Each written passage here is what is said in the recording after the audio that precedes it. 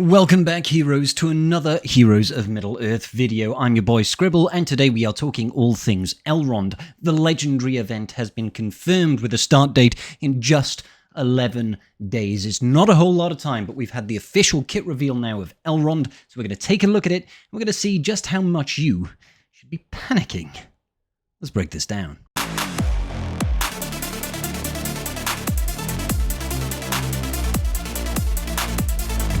So give it up. My dead body. Okay, without further ado, we will take a look at Elrond's kit, but I want to just jump ahead over here, right to the bottom of this post by APGAINS. You can see that Lord Elrond's event here begins shortly, named Change in the Wind. It starts at 8 AM on Monday, June 23rd Pacific time, and it will be running until July the 3rd. So if you're not ready by the start of it, you will have time to go in by the end. Think of this more like a marquee event in that it'll have several stages. You do not have to have a timed currency similar to the Samwise Gamgee adventure. This will be as long as you clear tier 1. You can do tier 3, 4, 5, 6 and onwards. Okay, so what do we know about the event itself? Well, two things. It's actually a 2-for-1 in some ways. Okay, so the characters are confirmed. These were data mined ahead. You can use any of the 6 elves in order to get a 7-star Elrond unlock. You need 5 of them in order to get it done. So that could be Elrohir, Lomion, Leliel, Naramiri, Arwen, or Elladan. Elladan is actually having his kit reveal, or sorry, not his kit reveal, his release tied to the Elrond event, as we can see just down here. You will need to be level 30 in order to access this adventure. Players will also need to complete tier 4 of this adventure in order to unlock and obtain a 3-star Elladan to add to your squad. You can then, wow, they've doubled up on the U's there. You can progress your Elladan to 5-star by completing bonus rewards. Now, this is incredibly vague. What are bonus rewards? It's not going to be complete the other tiers, I don't think, because if it was complete the other tiers, then you would never be able to get a 7-star Elrond without already having all of the other elves at 7-star. It's not just packs, at the very least. I don't know if it's going to be another event on top. I don't know if it will be a timed event that is tied to it. It is completely unclear how you can actually do this. So what I would suggest to you is if you have only got 5 or 4 even of the elves at 5-star at the moment, you really need to consider thinking about at least getting one more to 4-star just so that you can unlock Elladan. I guarantee you there will be a pack. There will most likely be a pack where you can whale to get Elladan up to the next level. Looking back at the Arwen legendary event, the Arwen Marquee, you were able to spend about $20 to get it to 4-star, and then it would be crystal packs that would get her up to 5-star. Total cost around $80 to $100. If that is something that you want, I don't necessarily recommend it, but to those of you that have got the disposable income and would like to do it that way, that option is available to you. Unfortunately, we do not know what it will actually be to get to the 5-star. We don't know how restrictive it's going to be by CG. I don't know if they're going to tie another adventure similar to Samwise Gamgee's event, which does have recurring energy. Not sure. All we know so far is if you can go ahead and beat tier 4 of this adventure, which requires 4 stars across the board with your elves, you will be able to get a 3-star Elladan. Okay, so let's take a look at Elrond's kit, and is he worthwhile? Is it good? So his tags are Healer, he's Light, he's an Elf, and he is Rivendell, obviously. Okay, so his basic is Ageless Wisdom. Pretty good. By the way, I wish we had graphics like this actually in-game instead of the graphics that we have. Ability description: unlock, hit the target enemy for 80% damage with a 50% chance to grant 1 stack of regeneration for 1 turn to the most wounded squad member. It's okay at entry. At the top end, it deals 240% damage and grants 2 stack of regeneration for 2 turns to the most wounded squad member. Now, you'll find this a lot with the elves under Elrond. His whole kit revolves around elves having buffs and cleansing debuffs. So the more buffs you have on the field, the more damage you do and the more health that you will have.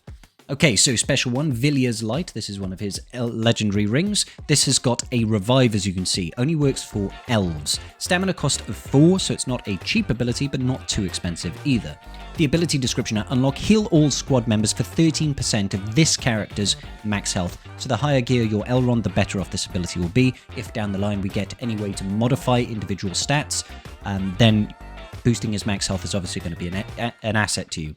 Revive a random elf ally with 60% of their max health. It's nice to know that this ability, even at unlock, still does the revive. It's not gated behind a higher tier of the ability. So at max, it heals all squad members for 20% of this character's max health, which is pretty huge. Grants protection for 1 turn and 1 stack of regeneration for 1 turn to the most wounded squad member. Then it revives a random elf ally with 75% of their max health. If there are no elf allies to revive, gain 2 stamina on this ability. So this is actually really cool. So it's a stamina cost of 4, but if all your elves are alive, you can just use it as a standard heal and it will come off cooldown even quicker. That is actually really good. Special 2, the Wrath of Rivendell. This is where he calls in the River Brunn. Nice big AoE damage here. It's a pretty cool looking ability. I like it. This one has a stamina cost of 7, so this is a proper big attack. It's got a long cooldown. So the base level of the ability, attack all enemies for 130% damage and inflict slow for 1 turn. Not bad.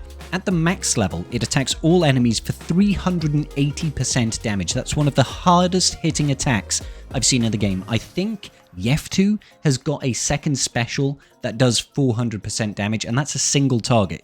This can do up to 380% damage, then it reduces turn meter by 5% per boon on Elrond, up to a maximum of 25%, and it slows the entire team for 2 turns. That's such a powerful ability. But it doesn't end there, ladies and gentlemen. So, passive ability, House Eternal.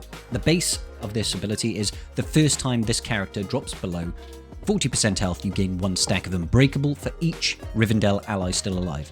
So if someone tries to focus down Elrond and you're on a full team of Rivendell, or full team of elves, you're going to be gaining 5 stacks. 5 stacks of Unbreakable. Now, this is me assuming the game's wording is like Galaxy of Heroes, where each Rivendell ally will include himself. If it was to say each other ally, it would not include himself. I might be wrong on that. Have to wait and see how the mechanics work out in game. At the max level of this ability, on turn, heal the most wounded squad member for 6% of this character's max health and grant them 2 stacks of counterattack. So that's more healing across the board. It is additional buffs, and we'll see, or boons, which actually plays into his kit even further. Incredible. The first time this character drops below 40% health, again, gain 1 stack of Unbreakable for each Rivendell ally still alive. So you still get that stack of Unbreakable. It's going to be so hard to kill Elrond. You're going to have to leave him till late on, and then he's just going to keep reviving.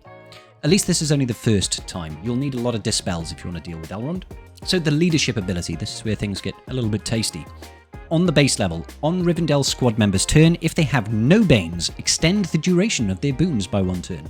So if you don't put a debuff on them, if you don't Bane anybody on the Elrond team, all of their buffs will, all their boons will gain an additional stack, so it'll never disappear. It's incredible. On the max tier, on Rivendell squad members' turn, if they have no Banes, gain Fortitude for 1 turn, so another buff, and extend the duration of 3 of their boons by 1 turn. 3 of their boons. So if they've got counterattack and they've got heal over time and they've also got fortitude, they'll all just gain an extra turn. Elf squad members gain 6% damage per boon on them up to a maximum of 5 boons for 30% additional damage.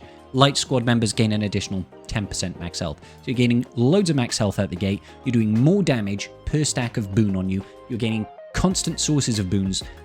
I guess the main thing on this is you want lots of Rivendell allies to make sure that Elrond gains lots of stacks of Unbreakable. You want to make sure that you've got a constant source of cleansing to make sure that you're not constantly stuck with Banes, and you just want to #just win. Okay, so key attributes. Lord Elrond is the half-elf is an immortal being that has survived for several millennia. His knowledge and his wisdom are incredibly deep, whilst also being an incredibly powerful magic user and skilled martial artist. His healing skills are legendary, and unknown to almost all, he is also a wielder of 3 of the Elven Rings. One of the 3 Elven Rings, not 3 of them. Vilya, which allows him to command the mighty Bruinen River and making him even more potent protector. While he is the Lord of Rivendell, he is also the father of Elrohir, Elladan, and Arwen.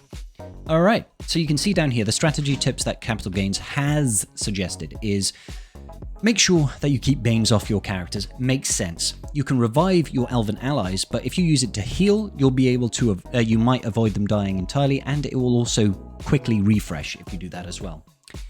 Elrond himself apparently doesn't have much health. Make sure you bring plenty of Rivendell allies so that his passive ability, House Eterna, keeps him alive. So they're saying he is not an incredibly chunky character.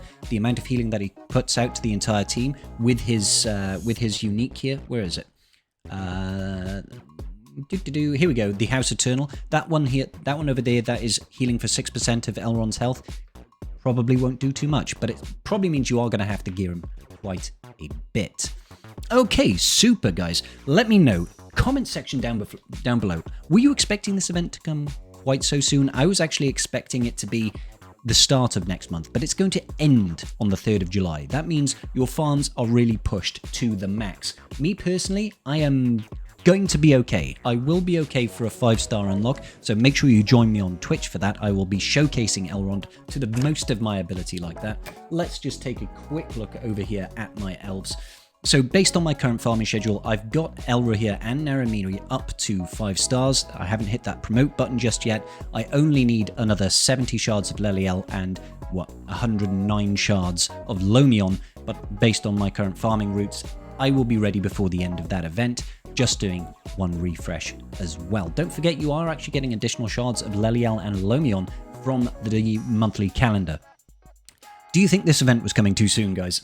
I think he is going to be an incredibly powerful meta-defining character. Let me know in the comments section down below. Will you be unlocking him, or are you waiting for next time? Last final tip, even if you miss him this time, prepare in advance for him to come back. We don't know when that might be. Galaxy of Heroes, Capital Gains other game, they tend to release it on a 3-monthly cycle, so it might come back in another 90 days. So make sure if you're not ready now, you're ready then. Peace out. Big love.